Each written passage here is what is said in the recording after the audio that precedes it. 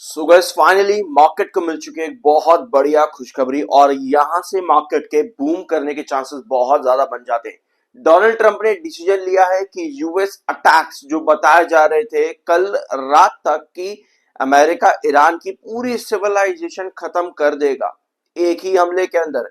वो भी कल रात तक की अपडेट्स थी, लेकिन नेगोशिएशंस होते हैं, डील्स होती हैं, मीटिंग्स होती हैं, रात रात के अंदर ही सब चीजें पूरी तरह से बदल जाती हैं। ऑल दो कल के दिन थी आपकी एक्सपायरी, तो आप अपने ट्रेड्स को होल्ड नहीं कर पाए होंगे, यानी कि आज फिर से हमें जीरो से ही स्टार्ट करना पड़ेगा।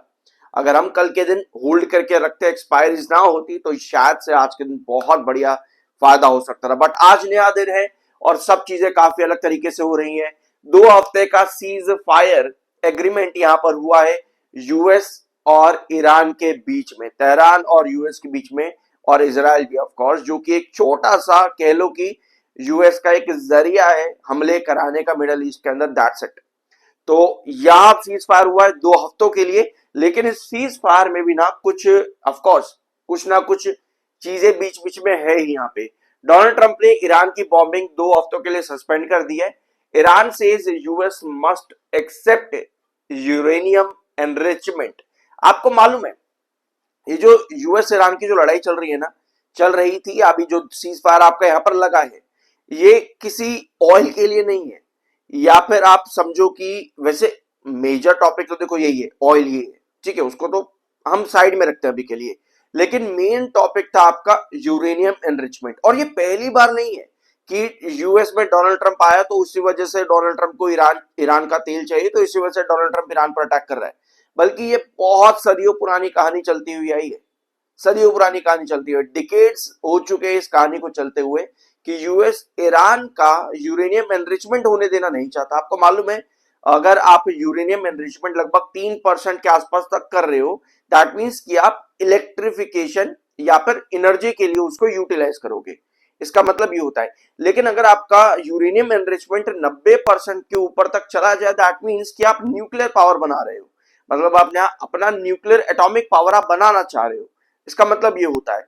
तो इसी वजह से ये सालों पुरानी लड़ाई है, कोई अभी स्टार्ट नहीं हुई, पिछले 2 महीनों के अंदर सालों पुरानी लड़ाई है कि अमेरिका नहीं चाहता ईरान यूरेनियम एनरिचमेंट करे। ऑल दो इसके पीछे लंबी लंबी कहानियां अगर मैं बताऊंगा तो घंटा लग जाएगा यहाँ पर, बट स्टिल क्योंकि मजेदार टॉपिक है ये भी, तो इसको मैं थोड़ा सा यहाँ पर आपको एक ग्लिम्स दे देता हूँ।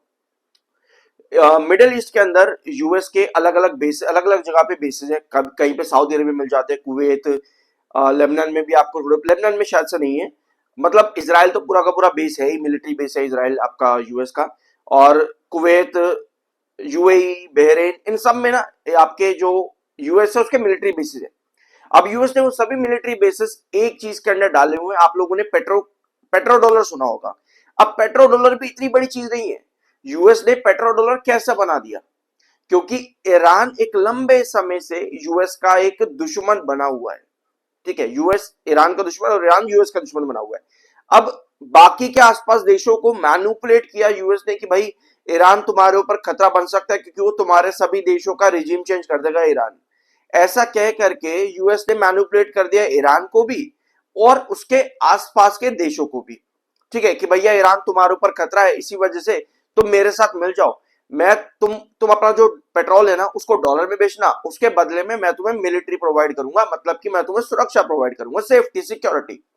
ये कह करके यूएस पूरा मिडिल ईस्ट के अंदर अपना मिलिट्री बेसिस बना करके बैठा है, लेकिन ईरान ये होने देना नहीं चाहता, तो इसी वजह से ये लड़ाई चलती रहती है। और यूरेनियम एनरिच अगर ईरान कर देता है तो अमेरिका को ये खतरा है कि कहीं भाई उसका पेट्रोलियम डॉलर, जो पेट्रो डॉलर उसका है ना, वो लिंक टूट ना जाए, क्योंकि अगर ईरान न्यूक्लियर पावर बना लेगा तो उसके आसपास के देश पर डरेंगे ईरान से कि भाई इसमें भी न्यूक्लियर पावर है, कल को अगर हम इसकी बात ना माने तो भैया हम पे हमला कर सकता है।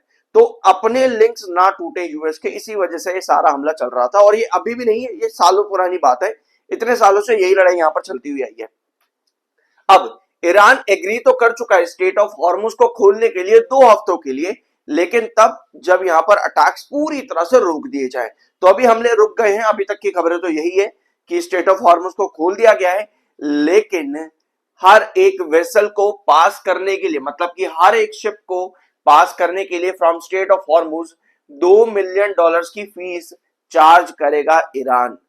तो भैया महंगाई, वो वाली जो बात है ना कि भैया स्टेट ऑफ हॉर्मुज बंद है तो तेल नहीं आ रहा इसलिए क्राइसिस हो रहा है, आ तो जाएगा लेकिन महंगा आएगा, क्योंकि $2 मिलियन की फीस भी पे करनी है। अब ये कौन कौन देश पे करेगा, वो यहाँ पर कोई क्लैरिटी इतनी अभी नहीं आई है।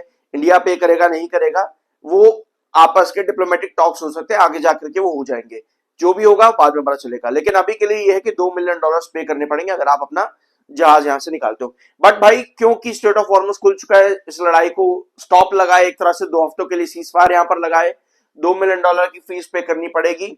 और ईरान ने यह भी कहा है कि हमने ये लड़ाई सीजफायर हम कर तो रहे हैं, लेकिन भैया हमारी जो उंगली है ना वो अभी भी ट्रिगर पर रहेगी। कुछ भी हुआ तो भैया हम फिर रुकने वाले तो अभी भी नहीं है, पहले भी नहीं रुक रहे थे। तो ये कुछ ईरान ने यहां पर कहा है, लेकिन इस सब का इंपैक्ट ऑफ कोर्स मार्केट्स के ऊपर, ग्लोबल इंडाइसेस के ऊपर अभी तक पॉजिटिव दिखा है, स्पेशली एशियन मार्केट्स के ऊपर, क्योंकि एशियन मार्केट्स ही खुले हैं ओपनिंग के अंदर। अभी साउथ कोरिया स्टॉक्स आपको बढ़ते देखने को मिले, ऑयल के प्राइसेस प्लंज होते देखने को मिले, नाइकी, टोक्यो, जापानीज मार्केट सब आपको बढ़िया से काम करते देखने को मिल रहे हैं। जापानीज मार्केट तो इनफैक्ट 5% ऊपर की तरफ हो चुका है। ऑल्दो इस समय जब मैं ये वीडियो बना रहा हूं तो सेंसेक्स भी काफी बढ़िया काम कर चुका है, और सेंसेक्स का प्रीवियस क्लोजिंग था 74,106 पर, और आज के दिन लो लगता है, मतलब कि ये चलो प्रीवियस यहां पर लगा लेते हैं एक बार, एक मिनट, यहां पर ना शायद से कल के दिन का दिखा रहा है, तो ठीक है। अभी इस समय 500 पॉइंट के ऊपर आपका मार्केट ट्रेड कर रहा है, आप लगा लो यहां पे। शायद से हमें इसको रिफ्रेश करना चाहिए, नहीं तो अभी मार्केट्स यहां पर ओपन नहीं हुए हैं, ठीक है। अभी 9:07 हो रहे हैं, आज मार्केट का डे है भी कि नहीं है। ऑलराइट, तो ग्लोबल इंडाइसेस तो आपके अच्छे काम कर रहे हैं। अब इंडियन मार्केट लगभग 9:07 हो रहे हैं, जैसे ही आपका ट्रेड्स वगैरह चालू होते हैं हम यहां पर देखेंगे किस तरह से मार्केट काम कर रहा है। सो ये था आज के दिन का वीडियो। मार्केट को मिली है पॉजिटिविटी और शायद आपके पोर्टफोलियोज को भी इससे काफी ज्यादा मदद मिलने वाली है। होप कि यहां पर आपको कुछ नया जानने को मिला होगा। सब्सक्राइब जरूर करना, मिलता अगले वीडियो में।